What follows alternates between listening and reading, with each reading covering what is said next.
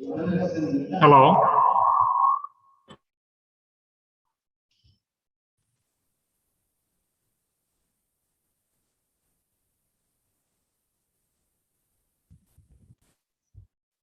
Hello.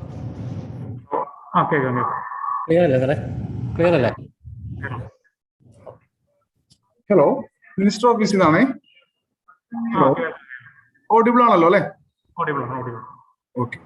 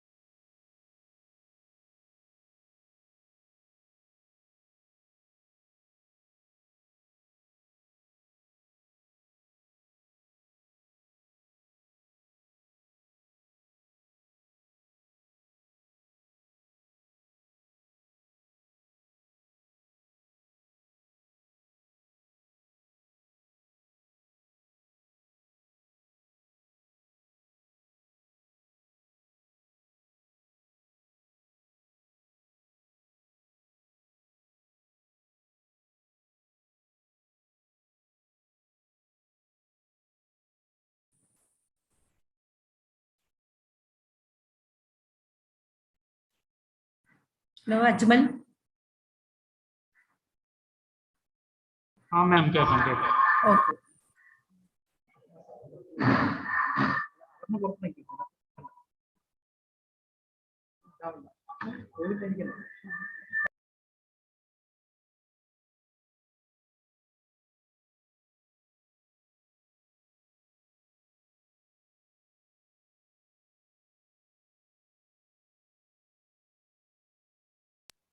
Hello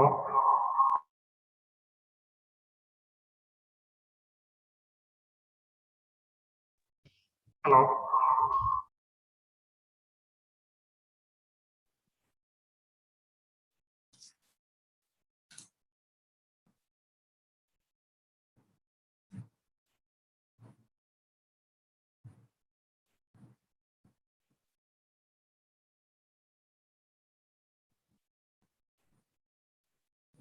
Hello, Ajmal. Voice clear അല്ലേ? ആ ടീച്ചറുടെ ക്ലിയർ ആണ് ഞങ്ങൾ പറയുന്നത് കേൾക്കാമോ Clear ആണ്.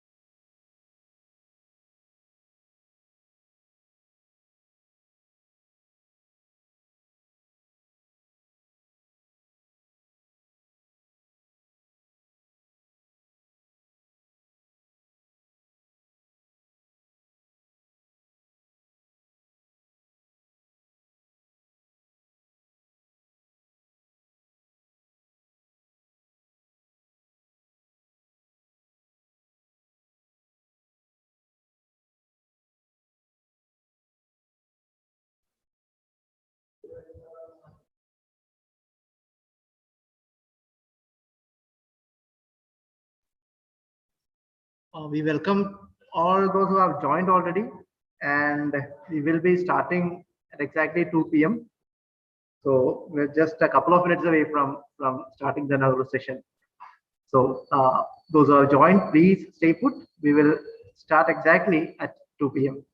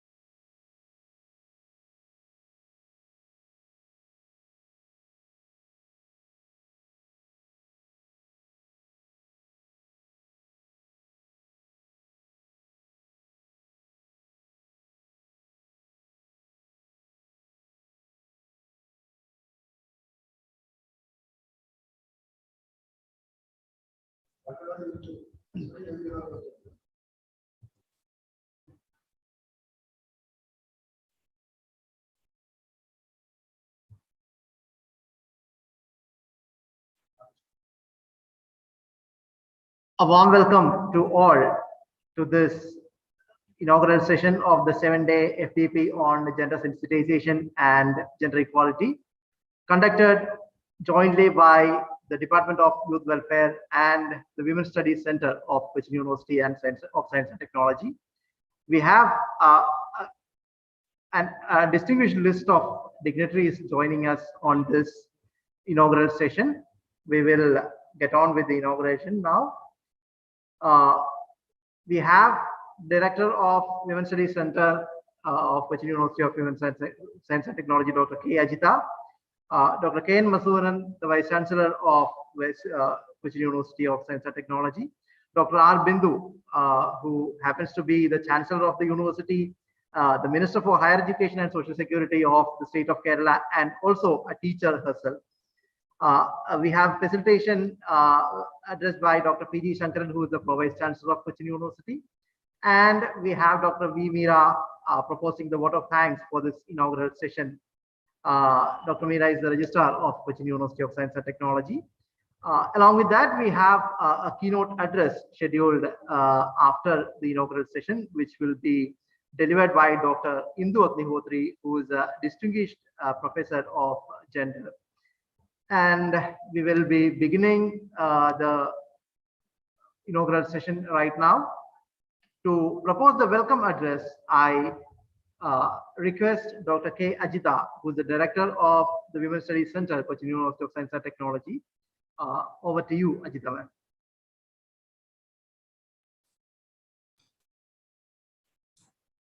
Most respected Chief Guest of the Day, our Pro Chancellor and the Minister of Higher Education of Kerala, Dr. Bindu R. Esteemed Vice Chancellor of CUSAT, Dr. K. N. Madhusudanan, respected Pro Vice Chancellor, Dr. P.G. Shankaran, respected Registrar, Dr. Meera V., convener of this program, Dr. P.K. Baby, organizing secretary, Dr. Chinchu, program coordinators, Dr. Devi Somija and Dr. Sangeeta Pratap, faculty members, friends, and dear participants, good afternoon.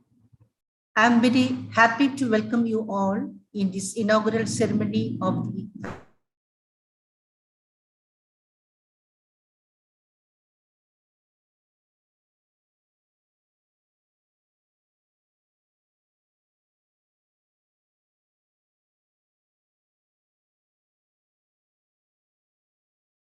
is highly relevant in this present scenario. Gender discrimination is something that almost all of us are obvious to, regardless of our own genders. No amount of laws and regulations can make a society egalitarian unless the youth are gender sensitive. And this gender sensitization cannot be taught as a course of study. Rather, it should come as an understanding, a realization of patriarchal norms and values that are as normalized as the air that we breathe. This faculty development program is being organized to try and bring these issues to the notice of the participants and thus to the society. We view this program as a part of an ongoing conversation on the topic of gender in our higher education sector. Coming to my duty, today we have with us the Most Honorable Minister for Higher Education, Dr. R. Bindu, to inaugurate this program. On behalf of the Youth Welfare Department and Women's Studies Center and the university community, I extend a warm welcome to our Honorable Minister. Welcome, Madam. Our respected Vice Chancellor, Dr. K. N. Madhusudanan, is presiding over this function. I extend a warm welcome to you, sir. Our respected Pro Vice Chancellor, Dr. P.G. Shankaran, is with us for rendering felicitation. I extend a wholehearted welcome to you, sir. Our respected Registrar, Dr. Meera V, is going to propose vote of thanks to the guests and participants. I extend a warm welcome to Dr. Meera V. I welcome Dr. P.K. Baby, Director, Youth Welfare, CUSAT, who is the convener of this program. Now I welcome Dr. Chinju, the organizing secretary, and the coordinators, Dr. Devi Someja and Dr. Sangeeta Pratap, to this program. Today, we have participants joining from different states of India. I welcome you all to this program. I also welcome the faculty members, students, and staff who are present here in the inaugural function to make it a grand success. Thank you. Thanks a lot, Dr. Ajita, for proposing the welcome address. We have Dr. K. N. Madhusudanan, Vice Chancellor of Cochin University of Science and Technology, who is going to give the presidential address. Dr. Madhusudanan is also the patron of the Women's Studies Center. We welcome, sir, for the presidential address. Over to you, sir.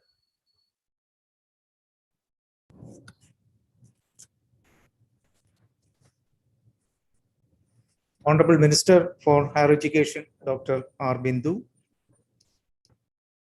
Professor K. Ajita, Director of Women's Studies Center, Dr. P. K. Baby, Pro Vice Chancellor, Professor P. G. Shankaran, Registrar, Dr. V. Meera, other dignitaries attending this program, participants. Good afternoon to all of you.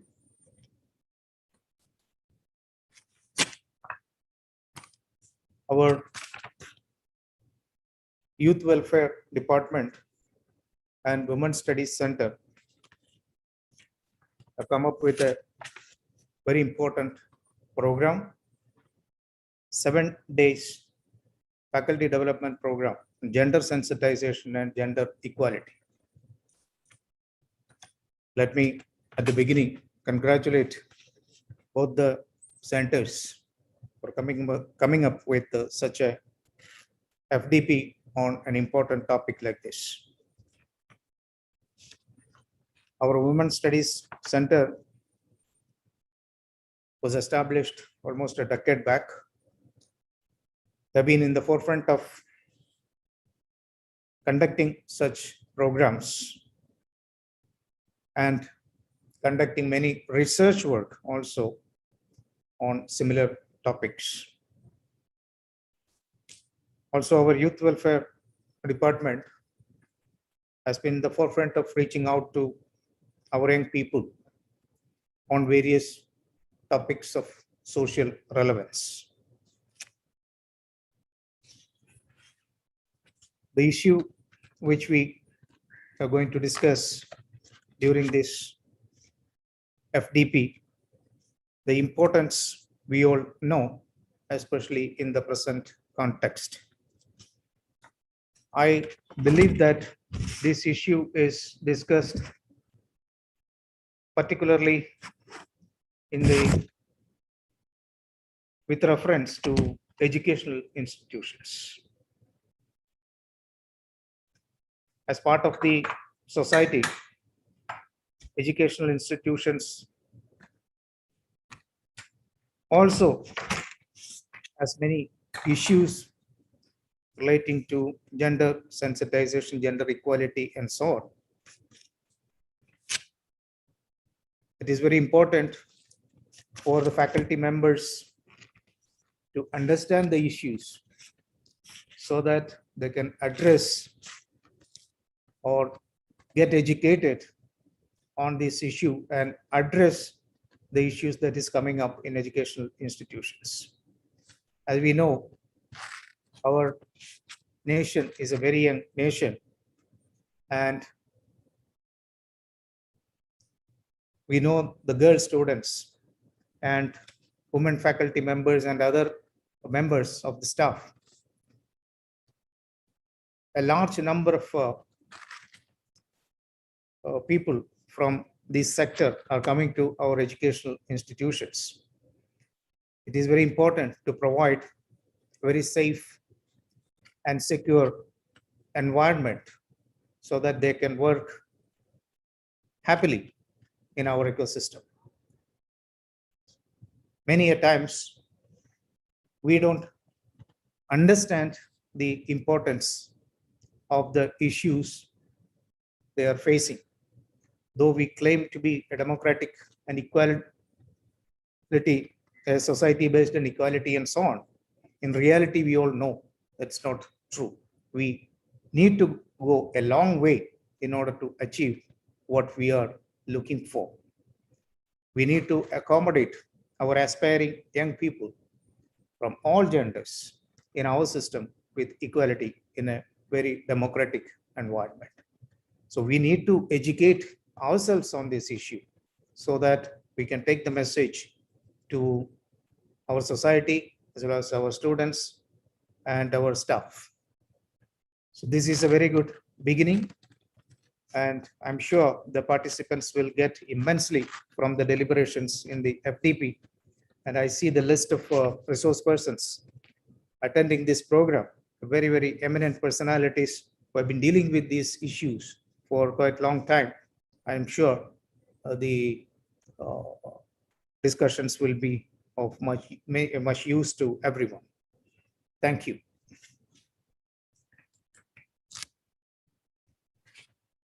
Thank you very much, sir, for delivering the presidential address. Yes, we have tried to bring a very good semblance of expertise to deal with various aspects of gender equality and gender sensitization. It's time for the inaugural address. With all due respect, we request Dr. R. Bindu, the Honorable Minister for Higher Education and Social Security, and also the Pro-Chancellor of the University and an acclaimed teacher herself, to inaugurate this FDP. Please, ma'am. Am I audible? Yes, ma'am, you're audible. Yes. Honorable Chair of the session, respected Vice Chancellor of Cochin University of Science and Technology, respected Pro Vice Chancellor Dr. Shankaran, honorable dignitaries, dear delegates and participants. At the very outset, let me express my immense delight to participate in this inaugural session of the FDP program on gender sensitization and gender equality, organized by Cochin University of Science and Technology. I take this opportunity to congratulate the Women's Studies Center and Department of Youth Welfare, CUSAT, for organizing an FDP on gender, as it has become one of the most relevant and socially significant concerns in the present environment. Indian society, which is highly hierarchical and pyramidal in structure, actively reproduces many strands of exploitation, discrimination, inequalities, and injustices, as it is a curious combination of the rotten roots of feudalist ways of thinking and market-oriented ethos of capitalism. Among these different strands of discrimination and inequalities, the most deplorable is the gender injustices and inequalities, which result from a very conservative and regressive mindset. From cradle to grave, from womb to tomb, Indian women are being haunted by the obsolete norms and rules prescribed by a rigid patriarchal society. They are always relegated to the margins, or they are often excluded. There is the systematic displacement of women from the mainstream. The family-centered ideology places certain strictures and stigmas on women and never allows them to grow as a fully developed human being. Usually, in most cases, Indian women end up their life only by bearing and rearing children, limiting themselves within the four walls of their house. They are treated as a non-person, a non-entity. by her own family. Social evils like dowry system envisions women as a burden to be endured rather than an asset to be cherished. Gender stereotyping, the rehearsal for adulthood, begins in early childhood, and both boys and girls go through a sort of taming or conditioning as part of their socialization process. We can detect and recognize the ramifications and covert workings of gender ideology if we closely observe the do's and don'ts prescribed for both boys and girls. Both boys and girls from their early life are taught that they have to play different roles in life and to fulfill different expectations. Boys are being trained for their future role as protectors, defenders, and providers, and suggestions are given as they are the decision makers who can go up to the level of dictators in a male-centered patriarchal environment of the family. Girls are trained to assume passive and submissive roles, and the growth of their personalities is ruthlessly suppressed from infancy itself. Girls are being programmed for their secondary social status. They are allocated the role of nurturer, caretaker, and housewife who never gets an opportunity to articulate her aspirations. Let us take the politics of toys. Boys are given guns and cars to play with by proud parents, and girls are provided with kitchen sets and Barbie dolls. Through providing toy guns to play to boys, the parents of boys urge them to assume aggressive masculinity. In poor families, girls are seen as future housewives, not as future breadwinners. In the villages of North India, girls spend their childhood looking after their younger brothers and sisters, lighting the kitchen fire, fetching the water, and serving their brothers. As the dowry system compels the family to see the girls as a liability and burden, she is pushed to the lowest pedestal of the hierarchy in the family. Despite the laws against dowry, the malicious practices continue to be emblematic of social prestige, and so the girl child becomes a victim of prejudice even before her birth. Girls are often killed in the womb. In the revolting and criminal practices aided by illegal sex determination tests, millions of Indian girls are aborted. Female feticide and infanticide prevail in India due to the gender injustices, gender prejudices of the reactionary society. The commodification of women and commercialization of the rights of marriage are accepted as tradition without being questioning even by educated youth. The notion of aggressive masculinity results in making India notorious for violence against women and transgenders. 70% of women in Indian households are miserable victims of domestic violence, and both physical and mental abuse prevail in large quantities, making India a notorious place for women and children, a notoriously dangerous place for women. As far as education is concerned, gender ideology plays a pivotal role in providing limited opportunities and possibilities for the girl child. In states like Kerala, apparently the situation is impartial, but covert ways of marginalization and suppression prevail in large scale. Women used to enter colleges and universities mainly in general education or in the arts, humanities, and social sciences streams till the early 1990s, a trend which is still continuing to an extent. Science and technology are often labeled as masculine disciplines. The gendered impact of the changes happening in the contemporary global situation is yet to be scrutinized closely.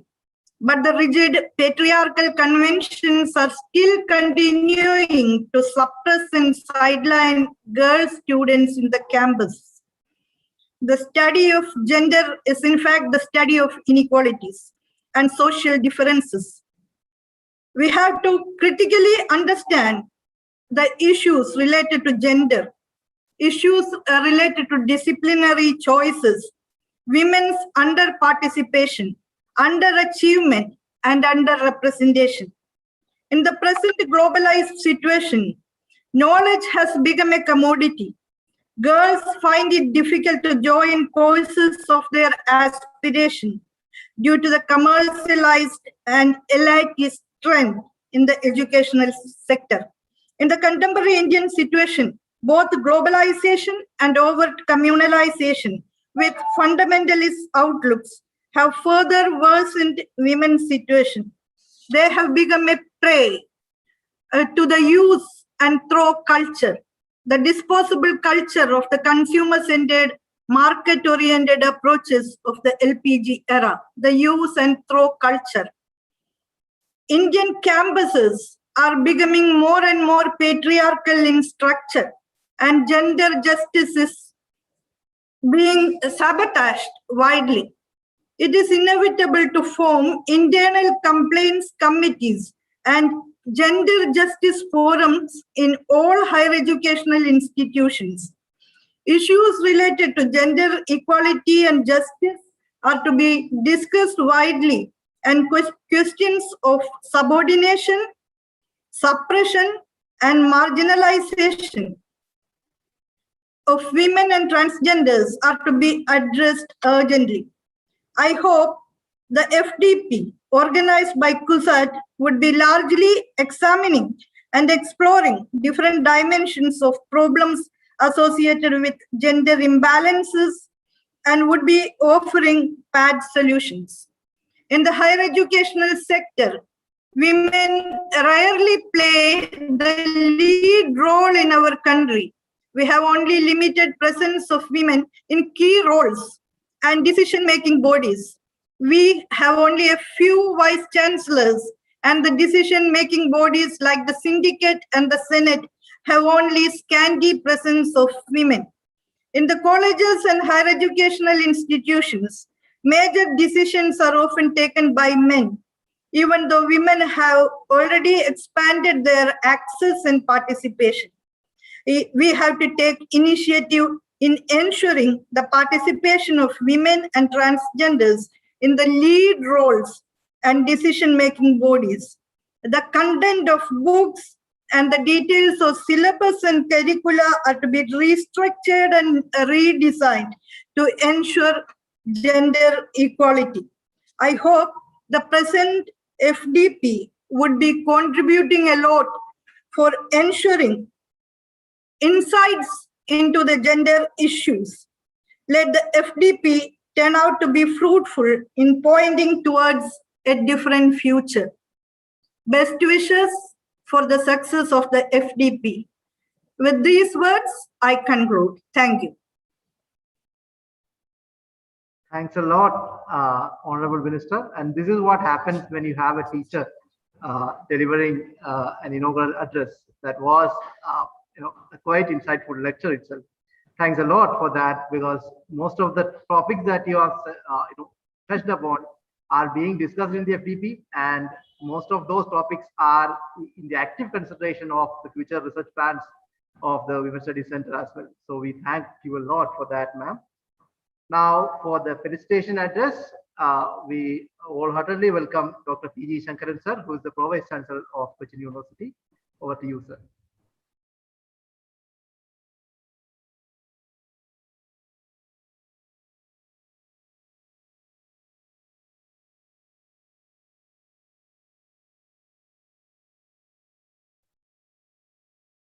Sir, you are not audible. So, Respected Vice Chancellor, is it audible? Yes, yes. Yes, sir. Respected Vice Chancellor, Professor K. N. Madhusudanan, Honorable Minister for Higher Education and Pro Chancellor of CUSAT, Dr. R. Bindu, Dr. V. Meera, Registrar of the University, Dr. K. Ajita, Director and Head the Department of Hindi, Dr. Baby, Director, Department of Youth Welfare Director, Youth Welfare Department, and other distinguished participants, guests, and my dear colleagues.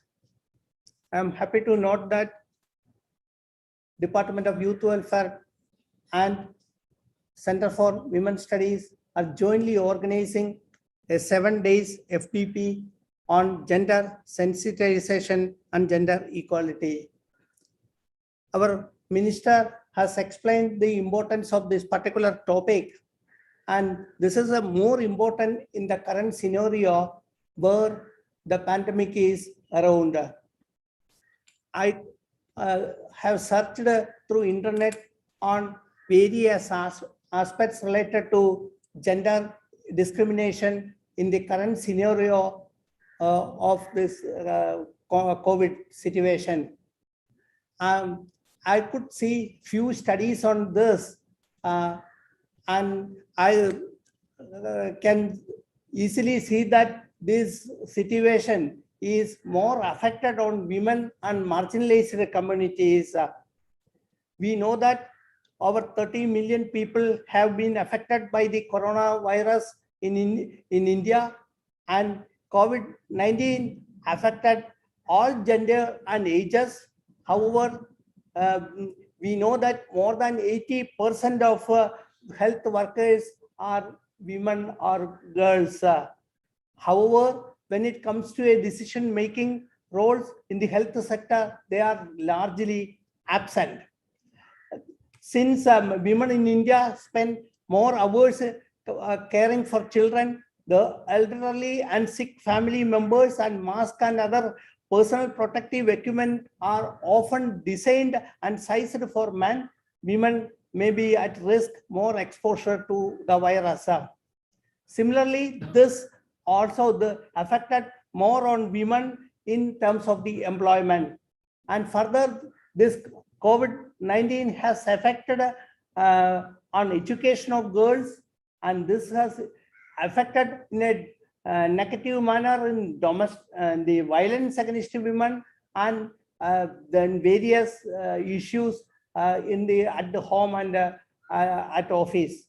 So my suggestion today is, after the FDP, the center has to conduct a rigorous study on this particular issue.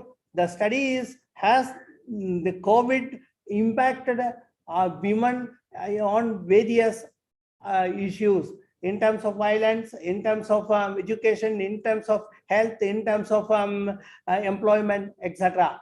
So this is a fruitful area of research or study. I hope that after the conclusion of FDP, you will get more insights into this problem, and the Center for Women's Studies will conduct such studies which will be useful in future. I wish a very best to this program. Thank you. Thank you, dear sir, for those enlightening words. And we are delighted to see that all the dignitaries are kind of experts in the topic of the FDP itself. And we are very grateful for all these suggestions. And definitely, we will plan such a study once the FDP is over. Thank you, sir, for that. Now, for proposing the vote of thanks, we request Dr. V. Meera, who is the Registrar of the University of Science and Technology, and a very close well-wisher of the Women's Studies Center. We welcome ma'am. Over to you.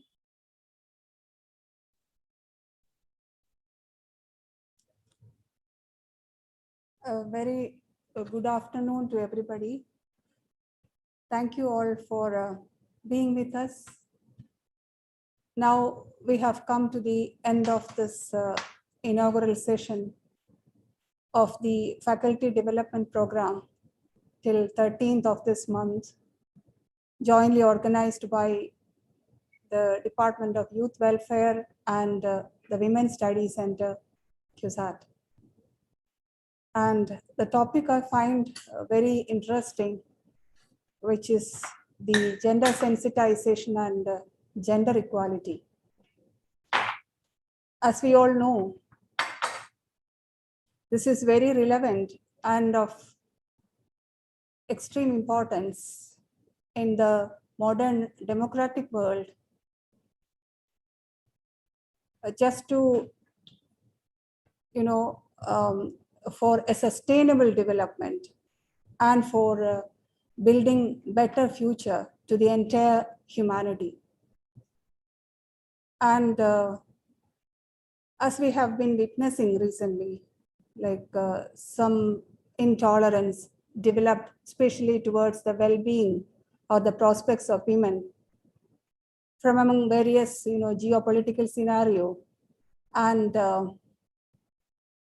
I think in this background, this FDP will enlighten us or will come forward with better ideas for transforming the world by empowering the women as well. And to grace this occasion, we had our Honorable Minister for Higher Education, Dr. R. Bindu, who is also our Pro-Chancellor. And I think she is the right person to do the inaugural address, being the first woman higher education minister of the state of Kerala. And I think she has also already expressed the various aspects of the male-oriented pyramidal hierarchical society where women are being eliminated as we climb up the pyramid.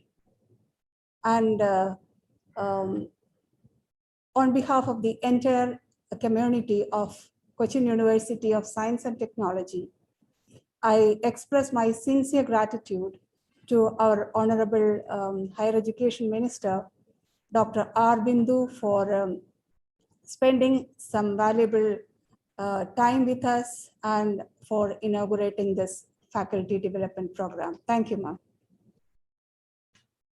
Our Honorable Vice Chancellor, Professor Dr. K. N. Madhusudanan, sir, has presided over the function, and our Pro-Vice Chancellor is also with us, sharing his views on this topic. And I also express my sincere gratitude to both of them for their valuable presence and inspiration. Thank you, sir.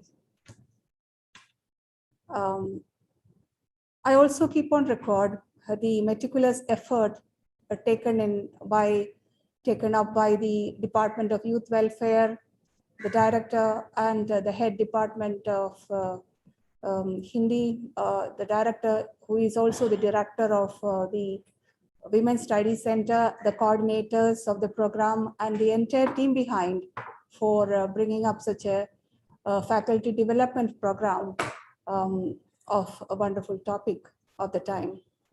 Thank you all. And I also thank the distinguished guests, all the faculty members, students, and all other who have been associated with this, and also the entire participants, because of whom we could make this program possible. Thank you all once again. Have a nice day. Thank you. Thanks a lot for those encouraging words, Dr. Meera, who is the Registrar of Cochin University of Science and Technology. With that, we come to the end of the inaugural session as such. And from now on, we can get a little bit more informal. We have an introduction to the FDP. It was scheduled to be delivered by Dr. Devi Somija, who is an advisory member of the University Center. Unfortunately, she could not join us here because of some personal emergencies. We have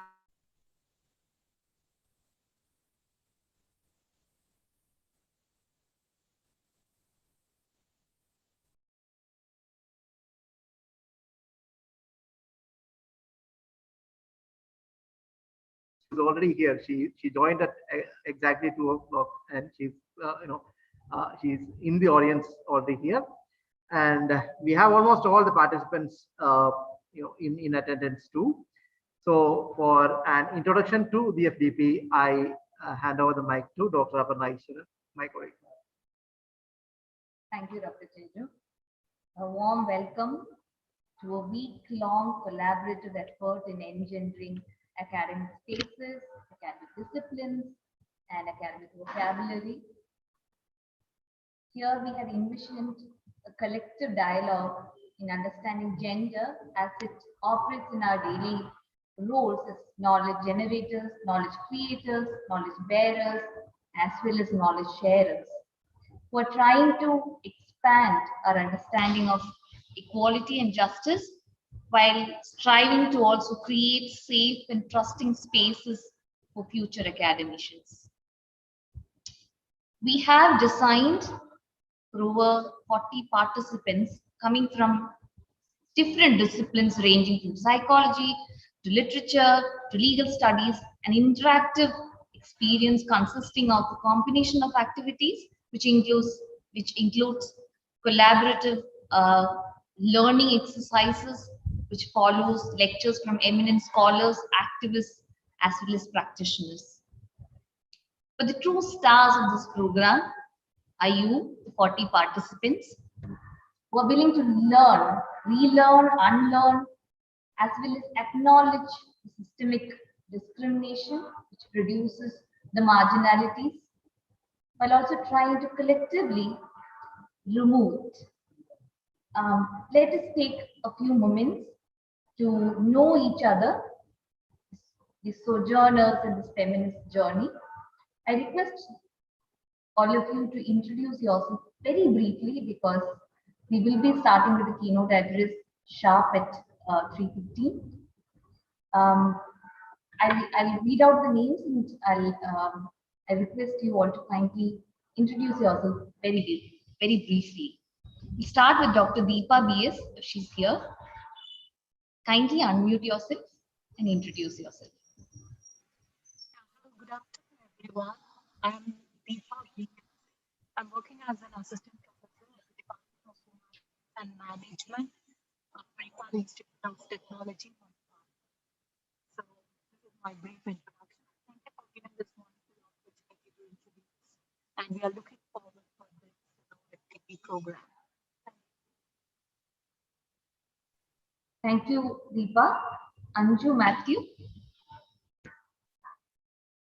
If you are in the audience, please kindly unmute yourself and introduce. Hi, myself Anju Matthew. I work as an research assistant, Center for Socio-Economic and Environmental Studies, Kochi. Thank you, Anju. Dr. Jyotsna S.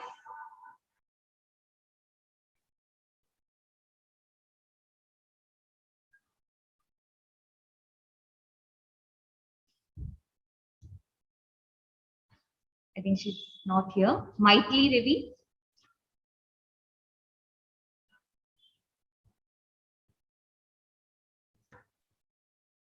Sri Lakshmi P.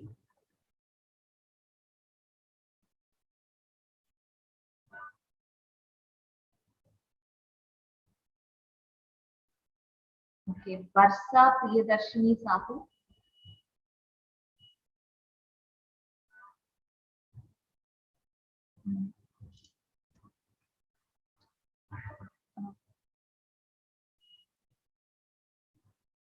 Varsa, we can see you in the audience list. Kindly unmute yourself. Okay. I think we move on to the next person, Dr. Pratnya.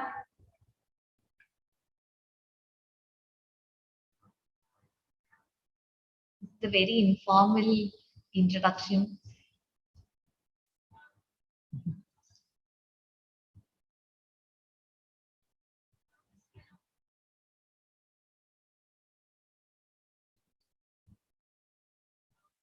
Perhaps then we should move on to the keynote address, and after which, it might be the ice-breaking session that we require as a group. Yeah, it seems since we don't know each other Yes. much, yeah, most of the participants seems to a little bit unwilling to introduce themselves. This is what happens with when programs are completely online. We have not seen. But it's okay. Whoever has shared their instructions, I thank you. Let's start the session in the best note possible by listening to Professor Indu Agnihotri.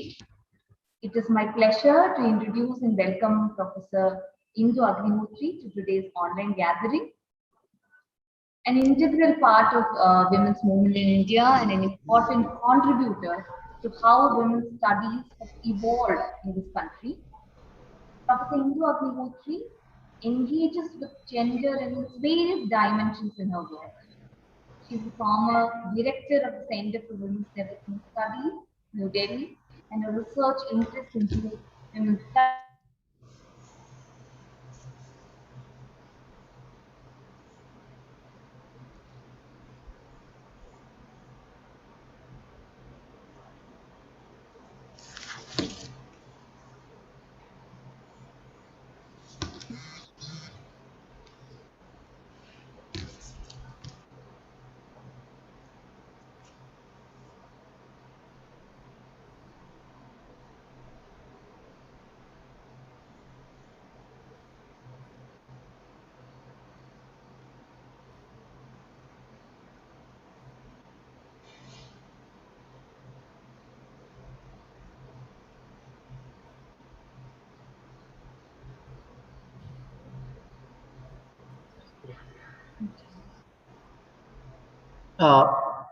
Can you hear us, ma'am? Indu? It had gone for some time, but it has just come back. Can you hear me? Yes, we can hear you. Okay. I couldn't get what was being said in the last few minutes because my audio was gone for some reason. Yeah. Okay, ma'am, we just introduced. We were introducing you. Okay, thank you. So do you want me to start now? Yeah. Yeah, okay. Okay, thank you very much. Thank you to the organizers, to the University for Science and Technology, Kerala, for organizing this program. Can you hear? I just want to check because I'm not sure what's happening. Yeah? Yes. Okay.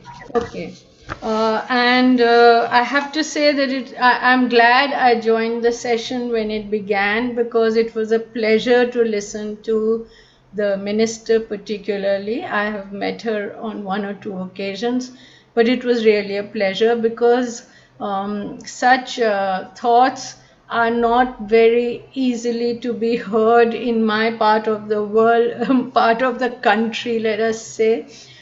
These days, in fact, we hear very, very hostile and very antagonistic sort of opinions. I think it's important that we're holding this program in this context because, in India, we are very, I don't want to say parochial in a bad way, but sometimes we are too located in our context and we don't understand what is happening in other parts of the country. Sometimes I have found, and it works both ways, be it the north or the south, that we really don't know enough about each other and we don't understand or are not sensitive to the signals that are coming in different regional locations or at the national level also. So it is very, very important that we are holding this program. When I speak today, I will broadly be speaking from a sort of straddling both the world of women's studies and women's activism and the movement, because that has been my own journey. So I come from my own journey, from my own location, to speak to these younger participants who really represent a ray of hope to those forces in the country who are looking for social change and who are looking for social change which will take us in a direction where, you know, whether it is debates, whether it's differences, whether it is assertion of identity, whether it is assertion of a kind of national identity, an individual identity, a gender identity, but that there will be an openness to discussions, an openness to embrace the views and be patient, tolerant, listen to other views, and also be willing to negotiate despite agreements or disagreements. You know, I think that today, especially in the university space, is very, very important, because I think that is where we get that training. You know, when we come into a university or a campus environment as students, we come from different social backgrounds, we come from different linguistic backgrounds, we come from different economic backgrounds. But there is an exposure to a set of ideas that itself is important and necessary, and we may embrace them with a different approach, each one. We don't all have to agree, but that willingness to listen, to be tolerant of other opinions, willingness to and commitment to even assert your voice and disagree, even that is important. And I think that is something that the university environment must guard. Not only guard, it should sort of openly, proactively provide that kind of a platform. And I hope that even in this program we will have that. Why am I saying that? Because, you know, when we talk about women in India, there are any number of ways of approaching it. I may have a particular approach, and I may definitely think that my approach is correct. But what we are seeing today is a discourse at a totally different level, which is arguing against any kind of change of ideas, any kind of change of roles, a challenge to stereotypes, and it is trying to project all these assertions and new negotiations which are part of the aspirations of the youth. There were also aspirations of my generation when we were younger, but the aspirations of the youth have to be given that space, and they have to be given that space through a dialogue around forms of not just modernization in terms of the economy, in terms of industry or technology, but in terms of modernity of ideas. Why I'm bringing this in is because I have found that over the last 2-3 years, particularly when the environment has gotten more vitiated in other spaces, Kerala has also seen very, very hectic, heated debates around it.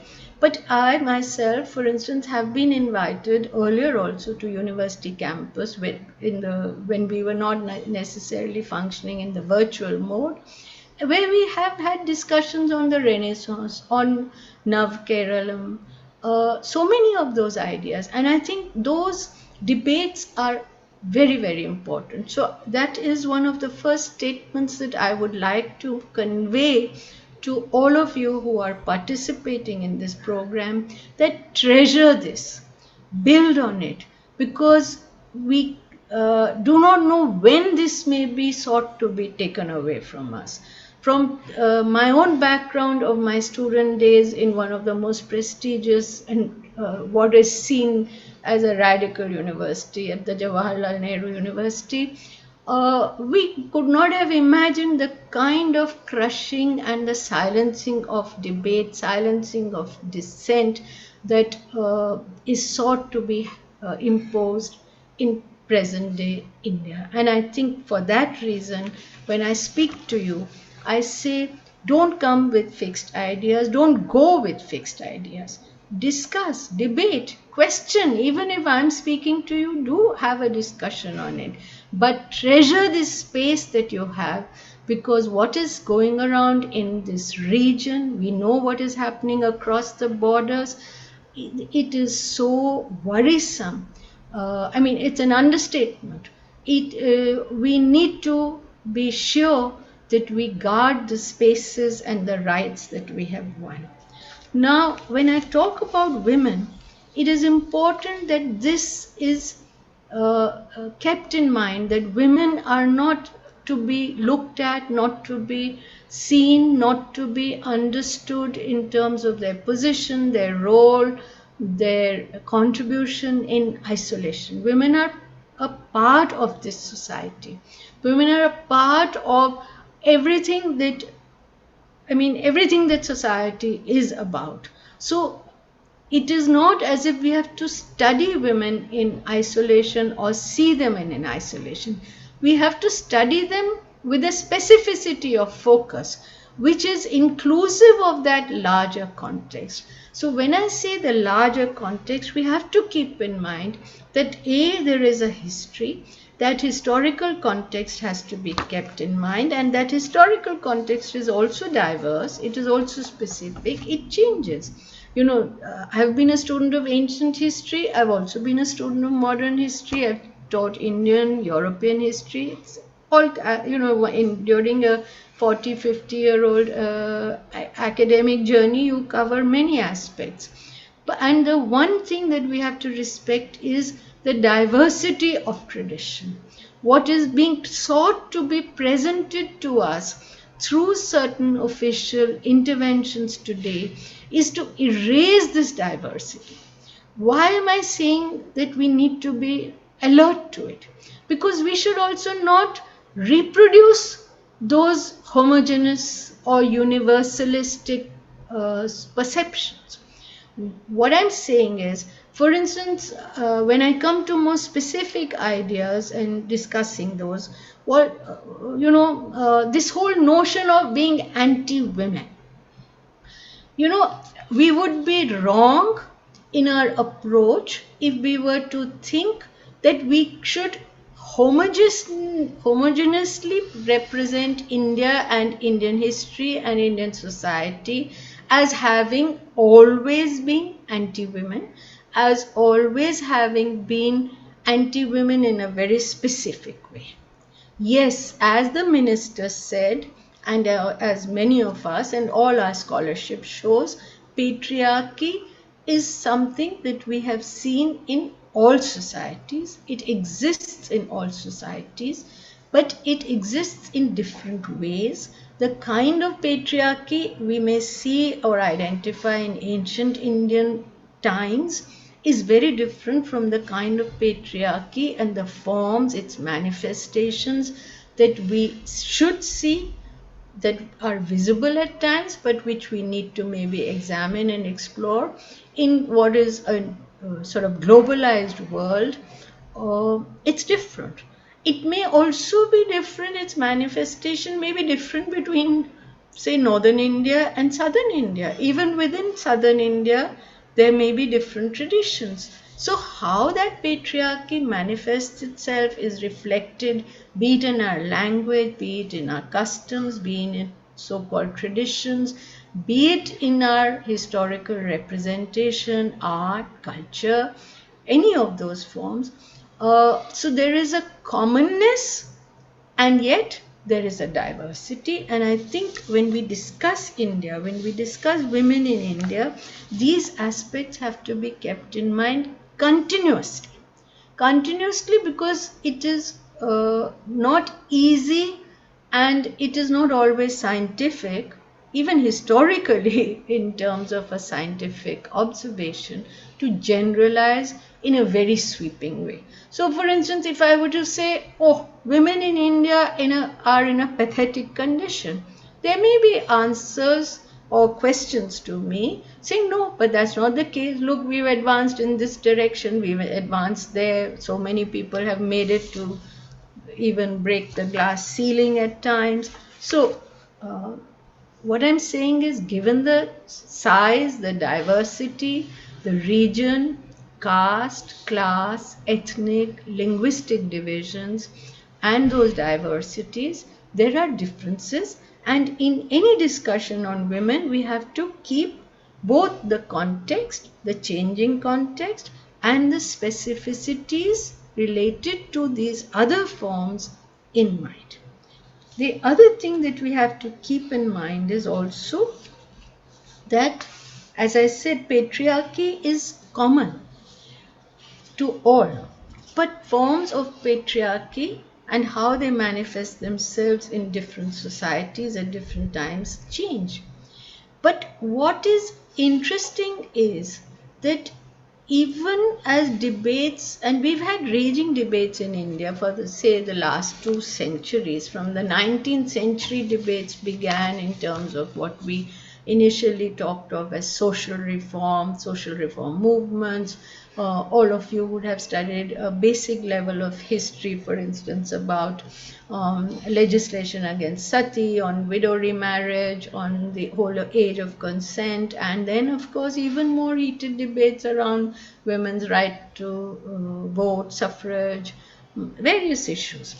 But what is interesting is that when today notions of the nation, nationality, a construct of Indian womanhood is invoked, somehow it seeks to draw upon tradition, custom, history in very, very select ways. So, and this is not unusual. All of us do it. All of us do it. We do it in terms of our individual memory also, that we are selected.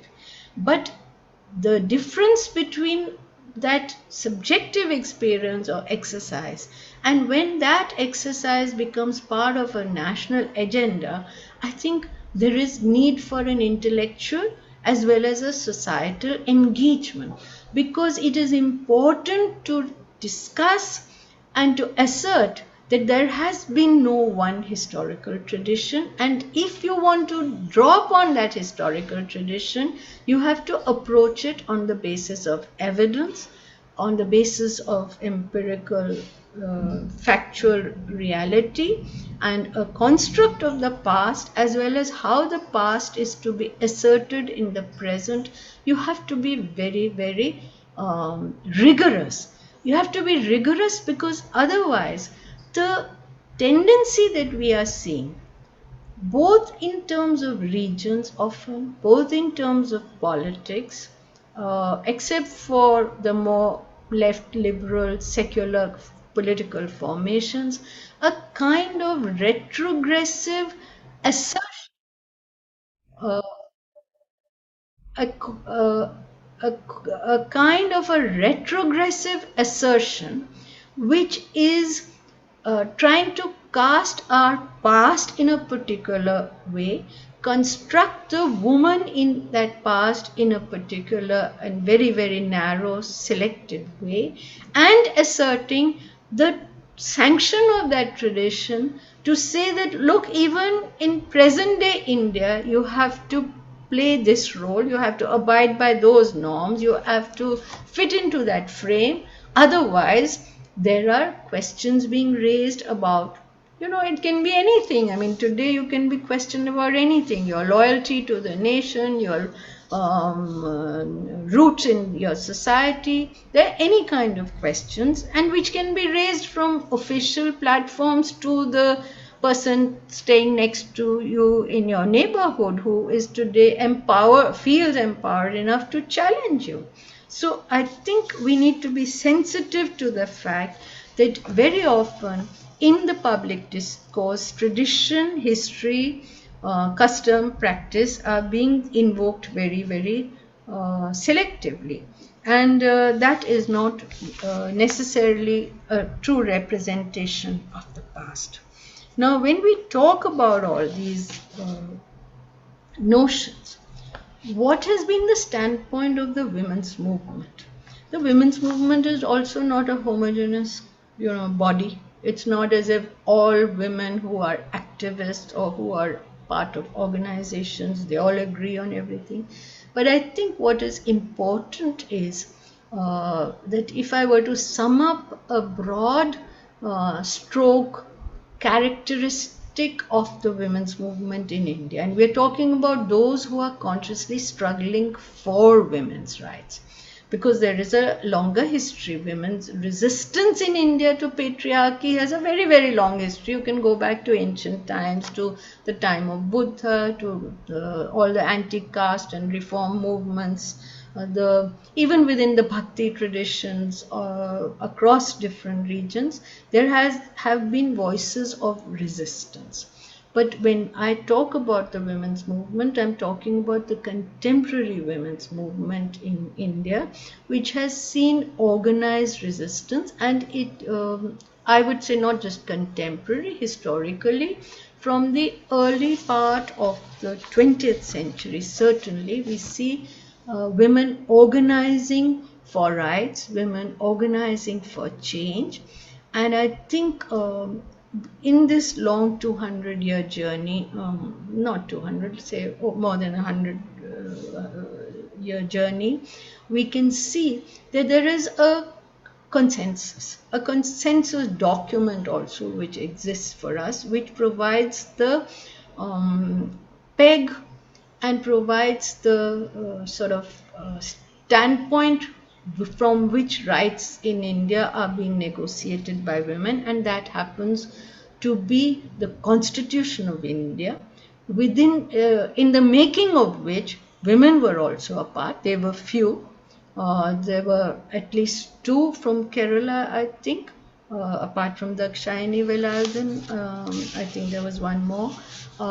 So that you had women who participated in those deliberations, who voiced their opinion, and only women did not speak about women's rights, or only women did not champion women's rights. Others too did. And those of us who have been in this movement would strongly disagree with any kind of an attempt to project that only women should represent women. Yes, women represent women, but I would say all the other members in parliament also should be representing women, because they stand by the Constitution. The Constitution is a good document which is, in a sense, pledging. It pledges itself to social change in India. So it's not as if women's voices for change are coming from the margins or coming from some other location. There are many who try to argue that these are all Western oriented feminists, etc. It's all bogus. It's all bogus. Why is it bogus? Because I think the Constitution of India is the most clear document on a pledge to change. And it is a pledge to change, commits itself, binds the government. It envisions a society which is premised on equality. And when I say equality, I do not mean only equality for women. Because equality for women alone is not even possible. For me, as a student of history, it is very clear that if women are to get equality, it has to be equality in all senses and for all the people of my country. It is not as if only us women can get equal. Those who are talking about women's equality specifically are, in a sense, talking about gender parity. And gender parity is definitely a goal. It is an objective, and it is increasingly becoming clear that in a neoliberal world, even gender parity is not possible. Gender parity also will have to be negotiated through these contestations of democracy, in a sense. I mean, if democracy is to prevail, it is only through that process that gender parity can also be achieved. I mean, for what I'm saying is that women in the corporate sector should also get parity vis-a-vis this whole issue of how many women sit in the boardroom. Even that level of equality, this system is today not willing to provide. So even for that negotiation, I mean, leave alone landless, Dalit, tribals, resourceless, assetless, poor, migrants, men and women and working classes who are totally dispersed in the unorganized sector, leave alone talking about gender parity at those levels. I mean, what I'm saying is equality is a far cry today. The system is challenging your right to equality. It is putting that on hold at every point. And I think that is both a matter of political will. It's also a matter of the structures within which this struggle. So when we talk about women's equality and equality in principle, we are in a sense also we have to understand that the denial of equality, the discrimination that women suffer from, the oppression that women are vulnerable to or experience, they are not just a consequence of mindsets or representation or stereotypes. These trends, these tendencies, these social practices, they have their roots in the structures of society. Why am I saying that? What I'm saying is that feudalism, for instance, had its own structures within which patriarchy was embedded and embodied. If you look at Kerala society, on the one hand, it is seen as matrilineal. At the same time, within that matrilineal also, specific forms of patriarchy were existing, and they existed to perpetuate that system. I think the whole struggle against that form of matrilineal, which is seen as a curbing of women's rights, also has to be placed in that context. When I remember when I tried to read EMS Nambudripad's work on Kerala society, I found that he was placing the discussion on women and matrilineal within the larger context of caste-based inequalities and the feudal systems that were prevailing there.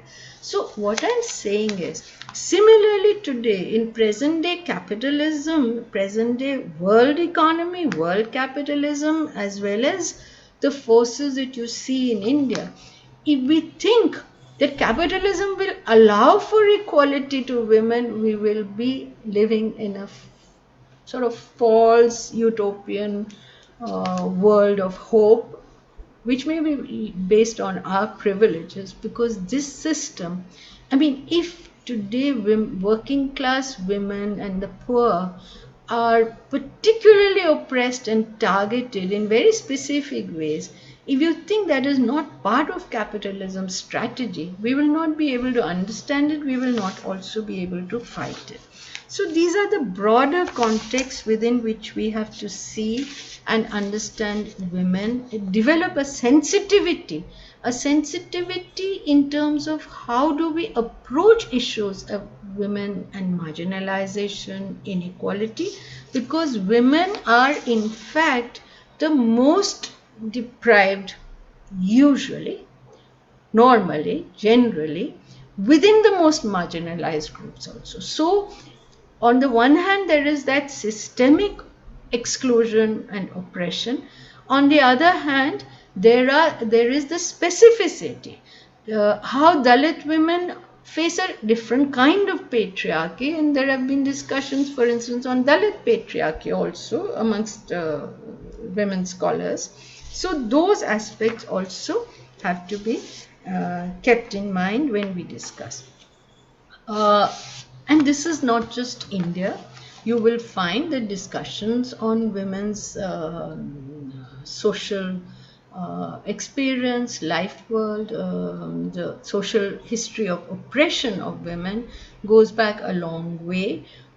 In modern times, if we look at the last 200, 300 centuries or so, I mean, 2-3 centuries since the 18th century, let us say, during the French Revolution, during the British labor movements, the Chartists, the working class movements in England, we've had, and the whole of Europe, we've had thinkers, philosophers, as well as more active practitioners raising this.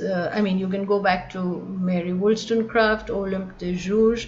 You can go back to the utopian socialists, Fourier, Owen, and then Engels, Marx, etc., of course.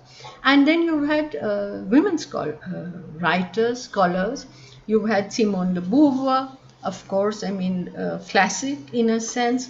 But even if we look at more recent decades, or say the last 50 years, we've had very good scholars who've examined, for instance, Engels' book.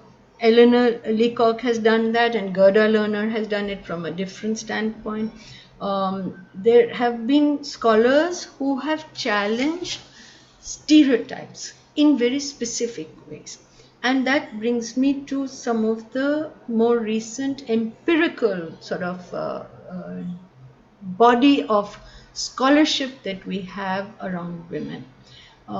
We have that in India. We also have that from elsewhere. So if we look at it, apart from the colonial period that I was talking about and the struggle to frame the constitution, in independent India, we've also had a continuity of the movement with some breaks and gaps. Many of the leaders were in jail. Those on the left were often underground or in jail in the post-independence period also. But say for people of my generation, the 70s, the 1970s were critical. They were critical in different ways. So for students of my generation, the sense of political, social consciousness, a sense of public consciousness, in a sense, came through the imposition of the emergency, when suddenly there was a public clamping down on rights, and done so in supposedly legitimate ways through legislative process, in a sense, or executive process, not so much legislative, but in a sense implemented also through a legislative and parliamentary procedure. The emergency shaped our consciousness. It brought, I mean, there were several movements prior to the emergency, during the emergency, and post-emergency. I think I remember, if I remember correctly, as a student, one of the struggles that we talked about in those days was the murder of a student in Kerala. That was one of the big struggles in the student movement. There were the movements in Gujarat, in Bihar against corruption and various other aspects, price rise, so many, against renaming of universities, and the students were brought onto the streets through those kind of issues. But what stayed with us, in a sense, was that, you know, I mean, I'll give it a very personal. I was associated with a sort of more left tendency, which treated parliament as, oh, bourgeois concessions, you know, I mean, this is bourgeois platforms, etc. But what the emergency told us how important it was to guard the parliamentary forum, to guard and sort of protect those rights and the platforms that bourgeois democracy gives us, bourgeois liberal constitutions give us. This is very important because where do you debate? You know, we may think more radically, but the fact is that you have to negotiate through the existing structures, and through those existing structures you can do a lot. I will talk to you about a report called Towards Equality, which was the report of a committee, what is called the Committee on the Status of Women in India, CSWI as we call it. Its report was called Towards Equality. It came out just before the emergency. Now, the notion that we all have is that all committees are government committees and therefore they only do whitewashing of the government. Now, if you read Towards Equality, it in a sense does exactly the opposite. it gives a 25-year assessment of independent India and women's position in independent India to say, look, what is going on? I mean, women are being increasingly more marginalized, and they did it through indicators of demography, sex ratios towards equality. Very few people realize was one of the first government reports which highlighted the adverse sex ratio. Today, I mean, in subsequent years, we went more advanced into discussions of sex ratios at different age groups, so child sex ratio, or in the higher age group, etc. But the fact is that uh, uh, towards equality was the first official report, and it, as I said, it was an official report, so it wasn't whitewashing government. And they looked at demography, they looked at education, health, media, economy, very big section on the economy, showing how women were so low in the economic participation. Of course, by present day standards, we may have been doing better, because towards equality was focusing on women in the public sector, in the organized sector, and saying, look, women are so low. Today, we're not even talking about that. We're saying how many home-based, how many self-employed, how many street vendors. We're not even talking about jobs in the organized sector for women at all. And towards equality tried to link these different indicators. They have a huge chapter on the law, which is so detailed that even now, sometimes when I need to comment or understand certain issues, I go back to that chapter. What I'm saying is how social scientists and academics and scholars can play a role by putting things on record and not being scared enough to say what the government will do. And this report was tabled in Parliament just before the emergency. So what I'm saying is there are histories. I don't know whether that's possible today, but it was possible in 1974-75, because the report is dated 31st December 1974, and it was placed in Parliament in 1975, just prior to the imposition of the emergency. So that was a very national context. There was, of course, an international context also, which is, of course, that we all may put on record that 1975 was declared the International Women's Year, and subsequently a decade was imposed, and subsequently different agencies at the UN, ILO, many international platforms pushed for women's rights. But I think when we talk about the report towards equality, we also need to, what I was saying prior to that, that a lot of women, a lot of political activists were drawn into this struggle for rights, for democratic rights, and that stayed, and that is from where we see a resurgence of the women's movement and discussions on women's rights post-emergency, and definitely coming to the fore in 1980s.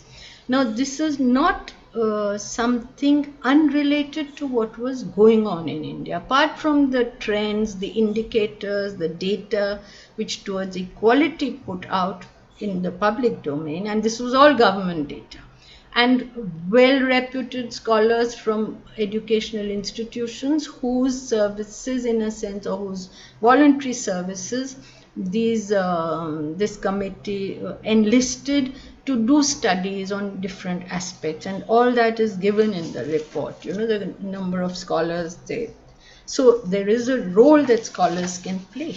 But I think the 70s was also a period when violence in India was increasing, particularly violence in rural India. And you see, today a lot of people say, oh, women's movement did not take up so-and-so segments issues. But I think in 1970s, when we were students, the real struggle was happening in rural India, especially in North India. You know, the contradictions of the feudal society that we were trying to come out, and the new market economy, they were all playing themselves out in different ways. The Dalits, the landless, the tribals. In a sense, in independent India, 1970s was a fresh onslaught on the poor, the marginalized.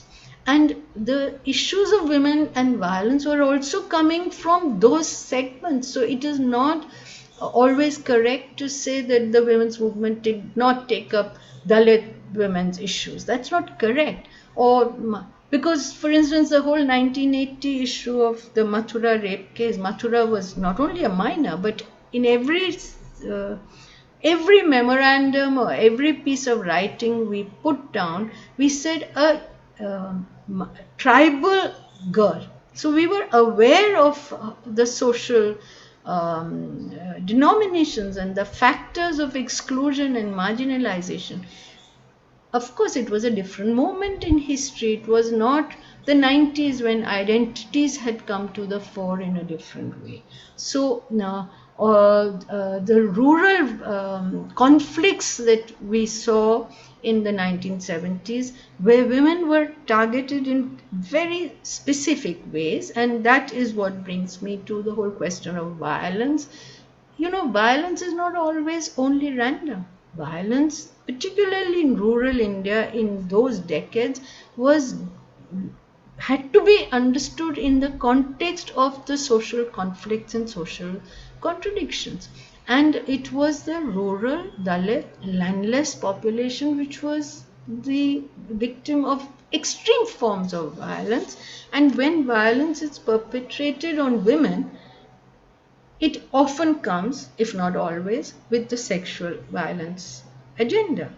I mean, the manifestation of violence against women is increasingly, from the 70s we can see, taking a sexual form, and that has to be addressed in different ways. And we've seen that even in 2012 Nirbhaya, or last year the Hathras rape case, etc. So what I was saying was that 1970s represented a different moment in India's history, in the world history maybe, in terms of realignments, assertions from the UN. It's also clear that at the level of the UN, the socialist countries, the socialist bloc was pushing for a focus on women. Vida Tomšič, who was Lucille Mayer, Vida Tomšič, all the people who were representing the Commission on the Status of Women at the UN Lucille Mayer came from a Caribbean, a black slave Caribbean background. Vida Tomšič, I have met her. She said her family, her grandmother was a serf.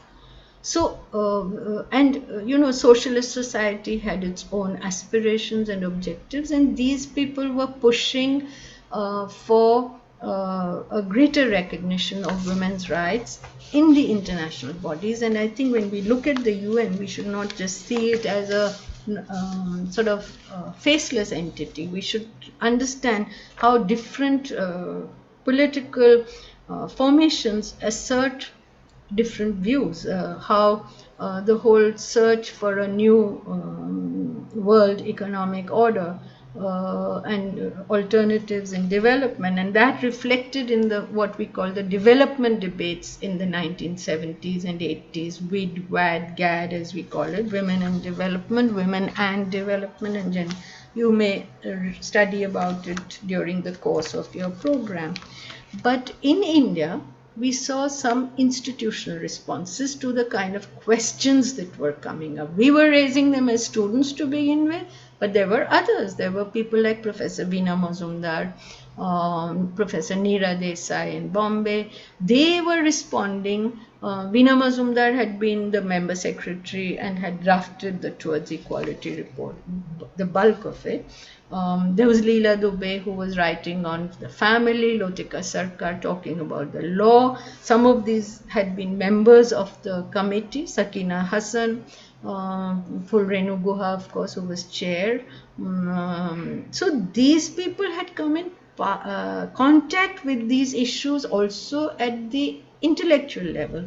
And subsequently, Veena Mazumdar, for instance, with huge support from J.P. Naik, who was heading the Indian Council for Social Science Research, where the first women's studies unit was set up in any government agency. It's interesting that post the submission of that committee's report, the ICSSR took this initiative.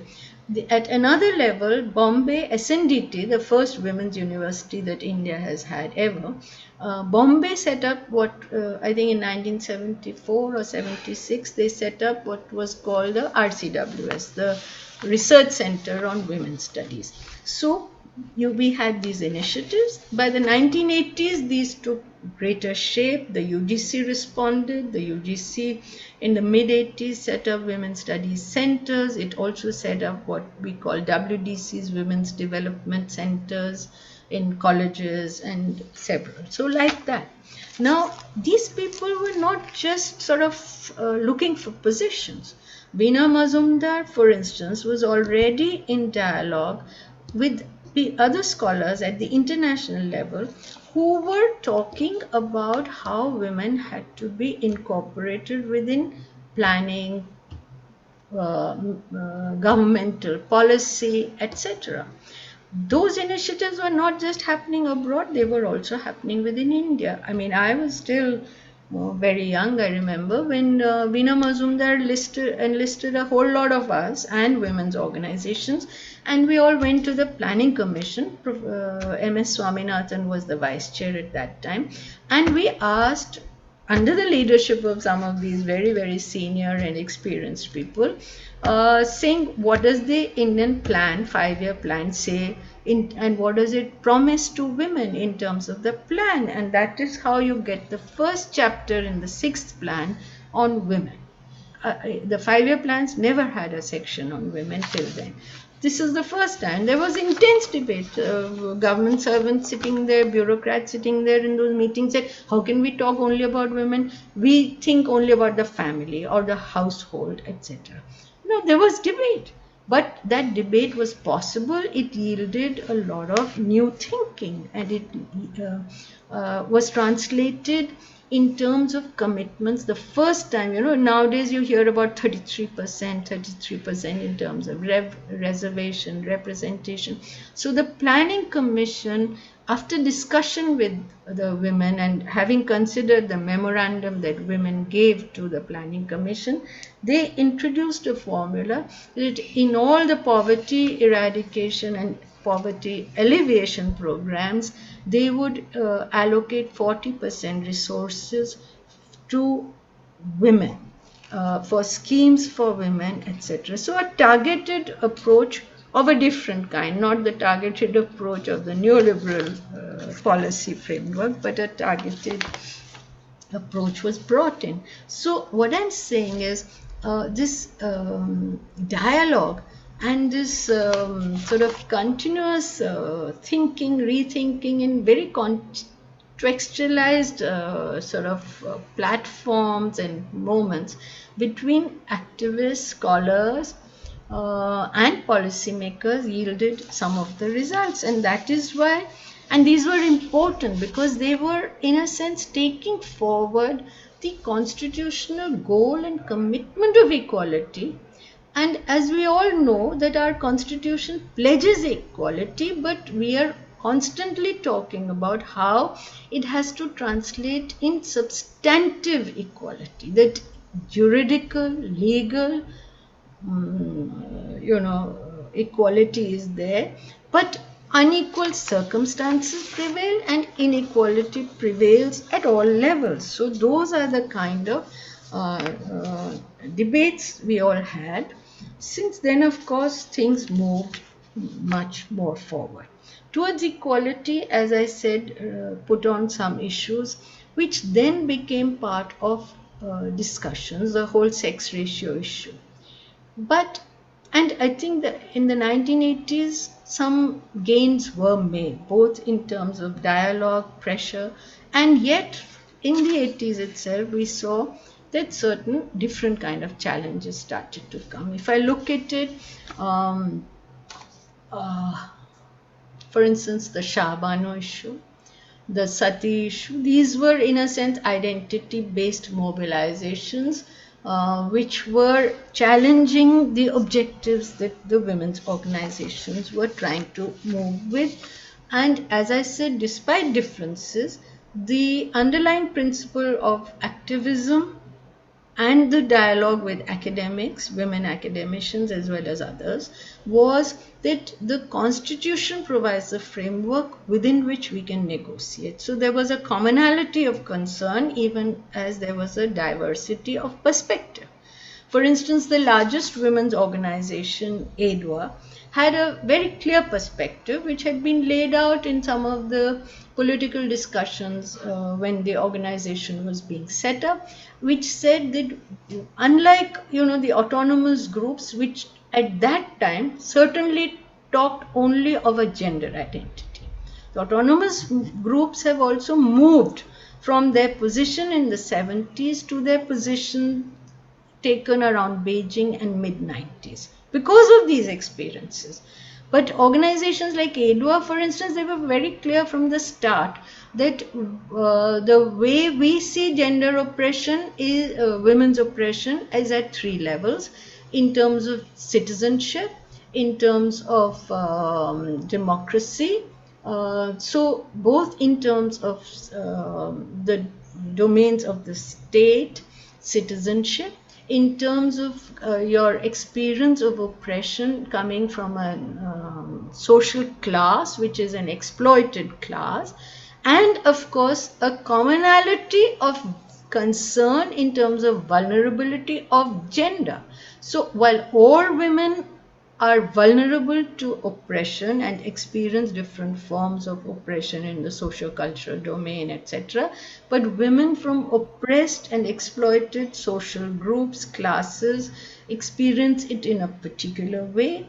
And thirdly, that in terms of the domain of citizenship, be it caste, be it ethnicity, be it region, you may be denied your share of equality or your right to equality on those counts. So a three-pronged approach to addressing women's oppression was part of the formation of the perspective of organizations on the left and mass-based organizations.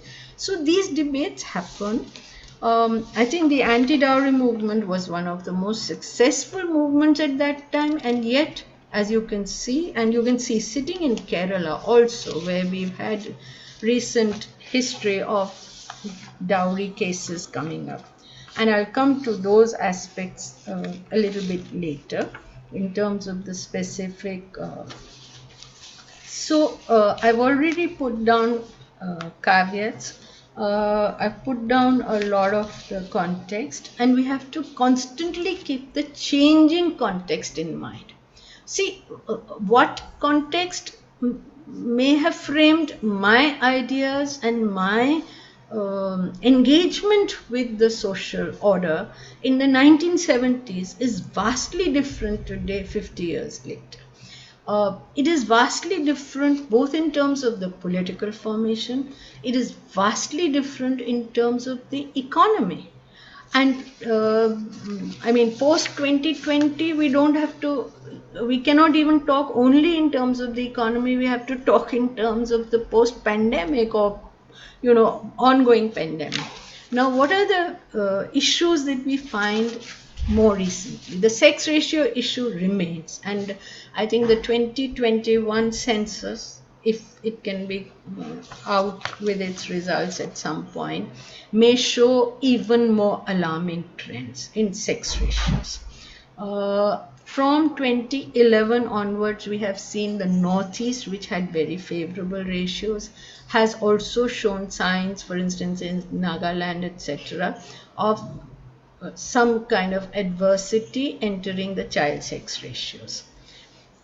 Kerala, I remember the mid-90s. I remember being a speaker in the valedictory session and in the sessions on this international conference on women in Kerala in 1995, I think, if I remember correctly. And at that time, Professor Veena Mazumdar raised the issue of sample registration survey data, which had begun to point to the possibilities of sex selective practices coming into Kerala. Now, North is known for it. I mean, Punjab, Haryana, Delhi, Rajasthan, UP, we are known for our anti-girl child practices. Okay, and these have become, in a sense, universalized. And this is the point I was trying to make. You know, I was born in a small town, which is known in British India as having the highest record of female infanticide. But my mother was the sole surviving child, and when I asked her, she said, oh, but the Brahmins did not practice it, other castes practiced it. So what I'm saying is we should also not universalize these practices in our mind. Because now what is happening is it only anti-women practices from, so all communities are embracing anti-women practices of other communities, be it Hindu, Muslim, Christian, or be it caste. So practices which were not part of your history are also now being taken in, so long as they are anti-women. So that selective process of anti-women practices is becoming a universal practice and phenomena now, and we also then begin to cite it as our history. But that difference, divergence and diversity of customary practices is also being erased in the process. So from 1990s, if we see, particularly since neoliberal policies, the whole perspective of what we call liberalization, privatization, global LPG phenomena. Now, this is not about upholding state sector or public sector. I think those debates can continue. Different people may have different. But what does the data tell us? The data tells us huge agrarian crisis, huge, persistent agrarian crisis, low investment, stagnation by the state in the agrarian economy, which was your big sector. How does that reflect on women's status? Now, if you see of course, child sex ratios have worsened, means I think 2021, I don't know where we will be. I mean, it may be totally alarming. And I was beginning to talk about Kerala, and I can, you may be familiar with it, but 2011 sex ratios for Thrissur, for Chavakar, etc. are a matter of concern. And you know why I have this hesitation about attributing it to poverty alone? Because in the north, certainly we have seen it is the richer sections which practice more pre-birth elimination and sex selective practices. Richer communities, castes also, they practice these more. They also have the money, they have better access to technology. And now it is not just elimination of the fetus, now it is pre-birth selection. So, you know, if you go for assisted reproductive technologies, you choose the sex of the baby, they choose the gender in a sense, and nobody in India wants to have a girl child. If they're spending, say, 3 to 5 lakhs to have a baby, the choice is not of a girl child. So how, and that is important for an institution located in the science, because you know science and scientists, when we started out, they used to say, but science is objective, economists that economics is objective, the market is objective, the market impacts all. But we all see how the market impacts all, but it impacts all unequally, because if I'm unequally socially located, economically located, when I'm entering the market, its impact is different. During the pandemic, we have seen that those, I mean, pandemic has affected everyone, but the poor, the migrants, the daily wagers, the street vendors, they are affected in different, I mean, more unequal ways, and women are affected in more unequal ways because they're domestic workers, they're so their participation in the economy, the entry point in the economy, the link with the economy is so tenuous that a little bit of sort of tremor, and this has been a huge tremor. Even the big lords have been shaken except the favored twosome. Everyone else has been affected in the economy. So that is one. Work has been affected, very poor. So agrarian was affected, and since women till the 2011 census, a higher proportion of women were located in the agrarian rural economy. That is where they have been displaced from. And when I was saying that, this tendency to think that our discipline, oh, we are objective, we are not gender. I mean, the economists for more than 20 years, the data was telling you that women's migration was increasing. It's increasing, increasing, increasing. The most phenomenal increase in migration has been of women. But no economist till at least I think 2005 to 10 was willing to talk about it. Why? Because there is a dictum that all married women are migrants, because all married women, mostly in North India particularly, most married women marry out of their village. There is caste endogamy, but there is village exogamy, as we understand it in sociology. So what happens? Almost all married women are registered and migrants, and therefore no social scientist wants to look at it because, oh, this is all marriage related, it's not happening because of the economy. But if the agrarian economy is being devastated, if you're not going to look at how it's impacting the different sections of society within that, you're not even going to probe or analyze women's migration. So our team of scholars at the center where I was located, when we undertook this gender and migration study, it's up on the net, it's published in different places. You can see that we were continuously trying to say, look at gender, look at women. And we were saying that still during the pandemic. Even during the pandemic, I looked at just about every circular that Government of India issued from the center. Till I think 2 months, 3 months later, they were still not even registering that women are also amongst migrants. Of course, they were fewer. I mean, even the visuals that you saw, women were fewer, but they were there.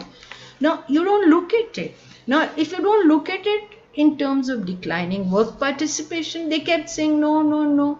There's a debate. There is a debate. Even amongst women economists also today, there is a debate. But from, say, the last 10 to 15 years, our NSSO and census data has been showing a decline in women's work participation.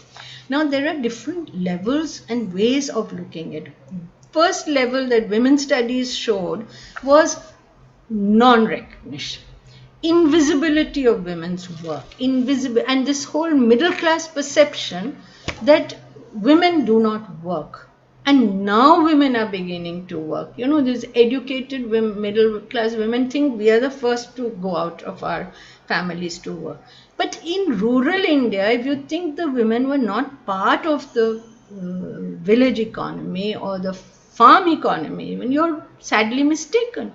And Esther Bostrup, for instance, showed it in the 70s, her whole work on economic role of women in development. And Veena Mazumdar, having looked at a large part of India, both as part of her Towards Equality report, as well as subsequently her engagement, she specifically always talked about women in agriculture. Now, firstly, you have to recognize it. You have to recognize and make it visible. You have to start recording it. And therefore, we had discussions with the national statistical agencies, the census, to discuss all of these issues. And these are academic interventions. That is why these dialogues are necessary, cross dialogue, cross communities in terms of professionals, activists, social scientists, bringing their experiences to government agencies, saying, please understand what we're talking about, which has led, for instance, to the time use study, which was done in 1997-98. Now, this is how sensitivity to the pressures coming from below works. But if you want to, if the discourse is of denial, that no, nothing wrong is happening, everything is fine.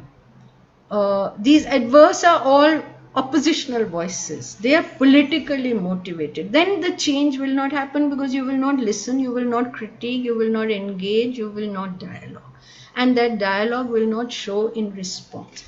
And those are the issues. So we've seen it in work, we've seen it in terms of health issues, we've seen it, of course, most blatantly on crime and violence. Now, when women find work, what is the work they find?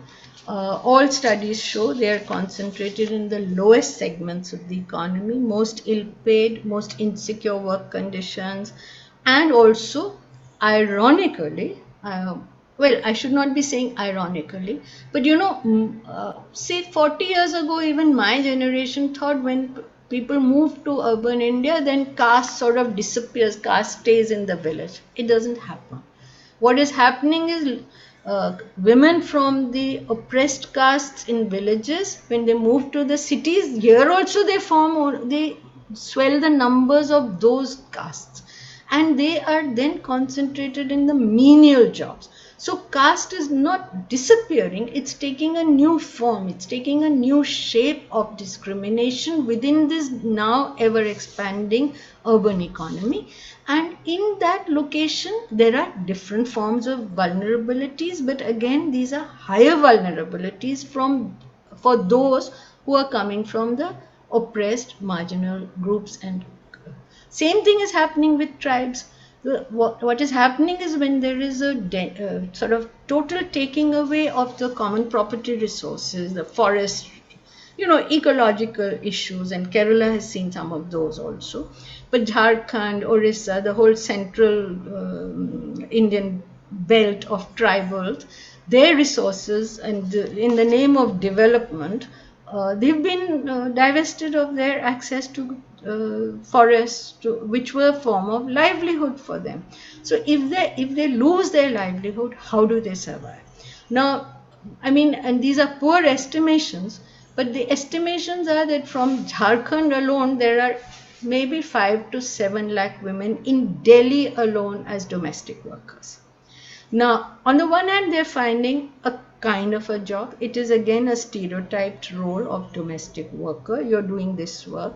It's one of the less paid, unorganized. Domestic workers by and large remain unorganized, where efforts have happened. Even during the pandemic, it was shown that they were not beneficiaries of any kind of relief, even amongst construction workers. So, and they are specifically vulnerable. The center where I was, CWDS, did specific studies and sexual harassment, etc. These are, I mean, the levels of vulnerability go up as you chart unknown terrain in new cities, big urban. So you go to Bombay or Delhi, I mean, you don't have support mechanisms, and women are extremely vulnerable. So one is the random violence that women face on the streets. Now, this was not even recorded, and I'm not sure how it's being recorded now, because between the 90s, we got it through the National Crime Records Bureau, dowry murders, dowry deaths, dowry, etc. But in 2016, the NCRB discontinued their earlier series in the name of reorganization. After that, what they have come out with, I'm a bit worried. So what I'm saying is, A, there is gender blindness. That gender blindness and invisibility translates in the data, and there has to be a continuous engagement. And it is only when you engage, then you can address it. And that is why women's studies is important, because that has to be studied in specificity. Kerala's the experience of education, women's education, and then subsequent to that, the unemployment amongst this educated section of women. You must understand, Kerala has one of the highest rates of that problem. Or, for instance, an adverse sex ratio, in which Kerala has seen the first.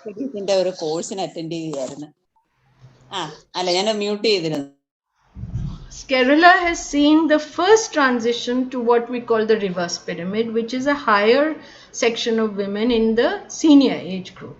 Now, these are different sets of problems. So how you address child sex ratios being adverse is different from how you address the problems of the supposedly positive sex ratio in the higher age group. But what are the needs? What are the specific policy measures required? Those are issues. When you have, I mean, I'm not for stalling development in the name of holding on to tradition, but I think all development has to be assessed in terms of the impact on communities, and safeguards have to be provided, including for ecology, of course. And I think Kerala has faced one of the worst flood disasters in recent years, so that has to be kept in mind. I think Kerala has some specific, but before I move to Kerala, let me just say 2-3 points which are general. You know, national policies leave a lot to be questioned, and a lot of engagement is required. But what we find is you make certain beginnings and then it's like 2 steps forward, 1 step back. Sometimes it can be 2 steps back and only 1 step forward. The new education policy needs to be studied very carefully. I have to say I haven't done that too carefully, but the 1986 policy had a chapter, and that chapter gave the report that title. The women's education chapter was called Education for Equality, and that gave the 1986 policy Education for Equality. That it talked about women's studies, it talked about gender sensitivity. I am not sure what are the commitments that the new education policy that was introduced last year does. Another point that I would like to talk about is this whole thing of objectivity in terms of science, because technology is seen as a big leveler. But we have seen both during the pandemic, but the women's movement has seen it much, much before the pandemic. Technology can also be the biggest game changer to reverse attempts at equality. I think today's paper's report on the education, the rural-urban divide, which is very sharp, and also the gender divide, that is very clear. But women have been seeing how assisted reproductive technologies, surrogacy, how these, Guy Standing, for instance, one of the scholars on globalization, argued that globalization brings feminization of labor. Now, feminization of labor is not happening in the organized sector. Feminization is not happening in the highly paid sectors. Where is feminization happening? It is happening in the most vulnerable, poorest sections. And the strangest ways that we have seen is, for instance, poor women going in for surrogacy, in a sense to give out their womb to find sustenance for their families for 6 months, 1 year maybe. And there were arguments saying, no, these are not poor women. The multi-billionaire industry that was thriving in Gujarat, at one point I called it the Gujarat model of development, very different from the Kerala model of development, because it was thriving on surrogacy. And what was surrogacy? They said, no, it's not poor women. Then studies by Amrita Pandey and some of the journalists showed how it was.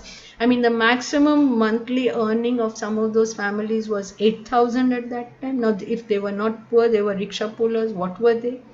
I have met women in Delhi who don't even sometimes tell their husbands, but to pay for their school fees for their children, etc., they go for egg donation. And we don't know what pandemic is doing. Pandemic would have done far worse things because it's not going to come out for a long, long time. But we've already seen today's headlines which say how women's work burdens have increased in the family economy, in the rural sector, for instance, and it's all in the unpaid sector. So how crisis brings newer burdens. My point is, unless you study, and you study each situation differently from a different sensitivity, because you cannot generalize. I cannot generalize about the pandemic from my location of the 70s. It doesn't work. So that has to, and there has to be a conceptual engagement also, and there has been, women's studies has produced a lot in terms of standpoint theory, feminist theory, of course, which is debatable. There can be different positions on the moral framework in terms of socialization, both from Indian locations and in foreign locations. We have enough. On crime and violence, if nothing, you have the Verma Committee report, but of course, you have several. There's the SEC data, which also brings out some of these issues. So those are there. What I have always maintained, I mean, in this course, you will be exposed to different people. Some will assert a feminist methodology. In my own work, I have always argued that I do not approach my academic work with a feminist research methodology, because I do not believe there can be a single feminist research methodology. We come from different disciplines, from different disciplinary trainings. Secondly, feminism alone is not sufficient to understand the diverse reality, social complexity of Indian society, and no one. So I believe in what I call research methodology and methodological perspectives from a women's studies location. Coming to Kerala, I'll just talk of a few things. I think you have tremendous openings. When you have, the biggest stumbling block the women's movement has seen in the last 40, 50 years, what I have been a part of, is the total lack of political will. Now, I think by and large, the left governments have shown a greater commitment. You have to hold them up to account for it, of course, at each step, because they can also fumble. That they don't is a big relief. That they show a commitment is important. But I think on all these issues of work, health indicators, Kerala has had a different debate on not mortality but morbidity, those issues. When your economy works on migration, migrants, particularly to the Gulf, there have been studies showing how those who returned from the Gulf brought in slightly more retrogressive fundamentalist perspectives. I myself have seen the change, say, from the Shahabanu times when one saw Kerala society, Malappuram, how visible patterns and markers of identity have changed. And that is not just vis-a-vis Muslims. The fact is, fundamentalism of one community breeds another, fundamentalism in another community. And in India, at present, the fundamentalism we are seeing is an assertion of the majority community. It may pass itself off as nationalism, but that is what we are seeing. And I think we need to be sensitive to these changes, what they breed in others. I think we need much more debate, discussion, and actual monitoring of the scene on crime, violence, including domestic violence, sexual violence, as well as domestic violence. There's been a sort of denial, Kerala being a more advanced, matrilineal, history is different, women have a better status. I mean, we in the north were always told, when we were growing up, Kerala is different, their women are more advanced. But unfortunately, the history on violence, crime has not been such a good record, and I think we need to question much more. We need to discuss much more. I think from the state, good initiatives have been taken, even in terms of... Wind up. I should. Yeah. So what I'm saying is these are the broader frameworks. I think the Kutumbashri experiment, now I can't even call it an experiment, the experience, including giving out land on lease for agriculture, the whole Kutumbashri experience during the migrants crisis would have been interesting. The people's planning process has thrown up many challenges. It has been taken forward. In the 90s, we were talking more of the challenges. But, we must understand that ruling ideologies don't give up so soon. You have to keep at it. They sort of reorganize, they reconfigure, they come back. So the struggle for social change has to be a continuous process. I think the best part of the discussion in Kerala has been the openness, and I think we need much more openness, much more. I mean, you have to critique and continuously engage with a kind of conservatism, especially the kind of a moral frame within which women are sought to be put. You need to discuss. I mean, where is society putting the women? Where is it taking them? This is a world post-pandemic where trafficking would have increased considerably. Maybe sex work, so-called prostitution, would have increased, because if work is going down, livelihood is threatened, where do the women go to feed their families? And women have to feed the families. That's the broad stereotype within which you work. PLFS data on work is out today also, but my colleagues Indrani Mazumdar and Neeta have been writing about it for the last 10 years. I think you all should look at it, including from the context of Kerala. I think one important aspect is, of course, migrants. There's no time. I'm not going to talk about it now, but government sector, not Kerala, but at the central level, women in Anganwadis, Ashas, they are not recognized as workers. They're not entitled to minimum wages.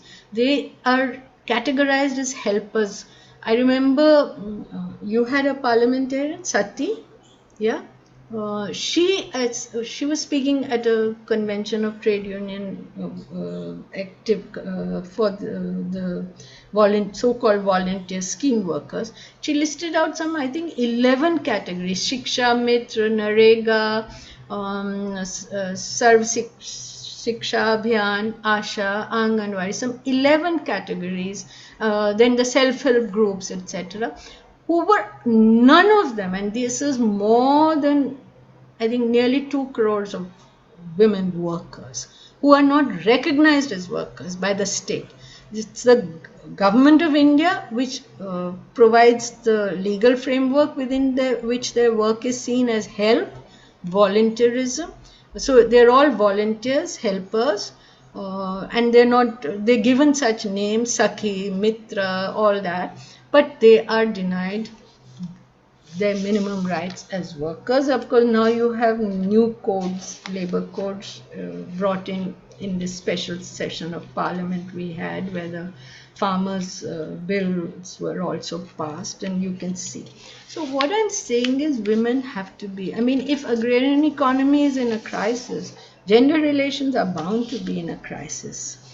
So we need both. We need the broader context, we need the specificity to understand, for instance, how science works to reconfigure patriarchy, how economic trends reconfigure and strengthen and perpetuate patriarchy.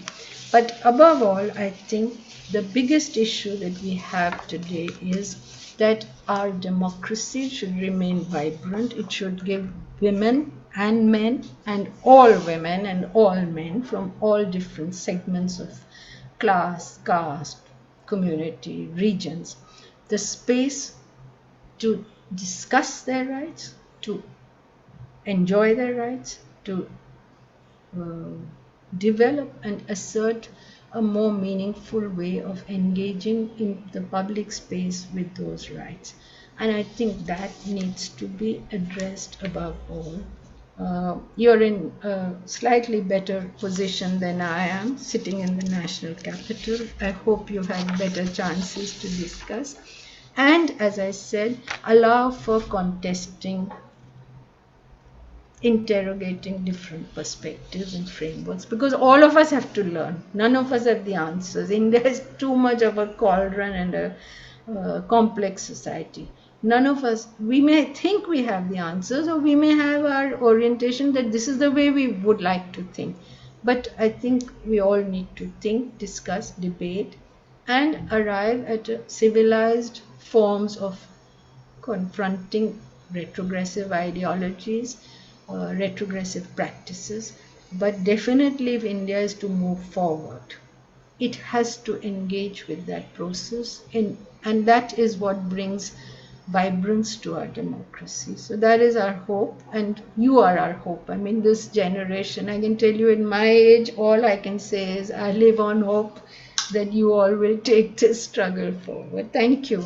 I think I've taken a lot of time, so please, thank you. Thank you, madam. Yeah.